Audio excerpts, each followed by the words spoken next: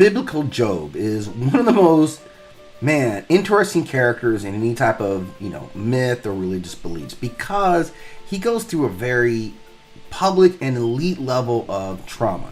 By losing everything, he becomes this poster child in biblical terms for catastrophic loss. He's stripped of wealth, his family, his health, everything that anchored his identity. And I see this as just full-blown identity collapse. Now, we really look at this and see what he experiences is trauma stacking.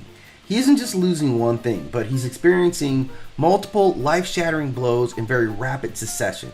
His psyche has no time to recover before the very next strike, and this creates a cycle of despair, questioning, and spiritual bargaining. Now, his suffering itself is unique because he sees himself as a righteous man. That is his self-image. So he's essentially living through a cognitive dissonance on steroids. His belief says, I am faithful and righteous, so God blesses me. But the reality is, I lost everything and God seems silent. So this contradiction forces him into this massive psychological crisis. He either has to abandon his faith or he has to reshape it. And meanwhile, his friends are gaslighting. You must have sinned. And this only deepens the tension, driving him towards this very, visible breakdown. Now, when he goes on and has these long, speeches, it's not just complaining.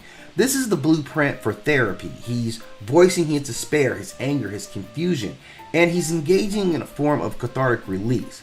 This is what we call narrative therapy, externalizing suffering, giving it words, forcing it into the open instead of letting it consume him internally. His refusal to curse God and die is an act of defiance and self-preservation at the same time. Now, while God is silent, this creates this huge void, and that's a big chunk.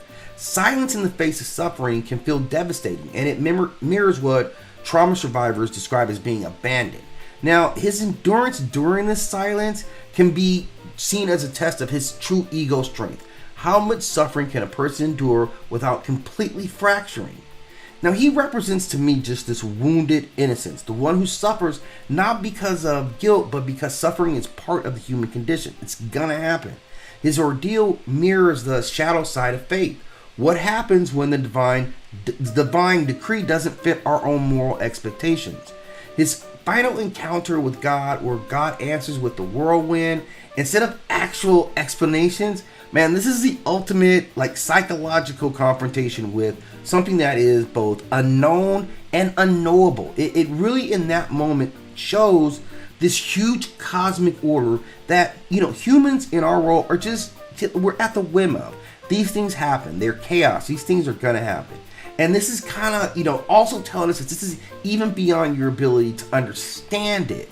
Now, this can be, simultaneously terrifying and liberating. It destroys your sense of ego, your place, but it also gives you this much expanded perspective on the world. So there's a big trade-off there.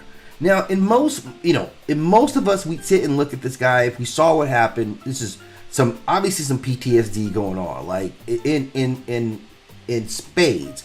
You really go through it. It's complicated grief, losing all of your children, seeing your line cut off. And it's got to be a major depression, but feelings of hopelessness, and you may even wish for death. But he shows throughout all of this stuff remarkable resilience, right? This is something that we see. Despite complete devastation, he keeps wrestling with the meaning instead of just giving up. He never yields to it. So it does show us that at the deepest parts of the human wounds, as long as we stand up, as long as we fight, as long as we don't submit to it, it can still lead to transformation, which he ultimately achieved. So just an interesting character, looking at what he goes through and trying to figure out what was going on in his head. This is a deep character, and this is a real myth story that can tell us a lot about humans and how we actually, deal with things under pressure. And he's a great example of that.